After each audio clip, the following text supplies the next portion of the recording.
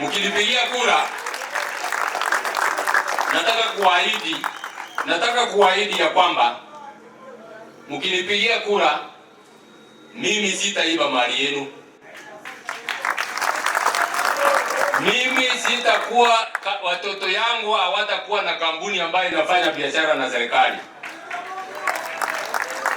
Wala ambao nitafanya kazi na wao hawatakuwa ati wanapata tenda. Kama mtu anataka kujenga barabara, afanye tenda, akaguiwe, ajulikane kama ni mtu ambaye anataka kujenga barabara, apewe hiyo ujenzi wa barabara na yaangaliwe ya kwamba amejenga barabara vile inatakikana. Hakuna mtu ya kupewa contract kwa sababu hapo kwa serikali, hakuna vile inafanyika siku hizi.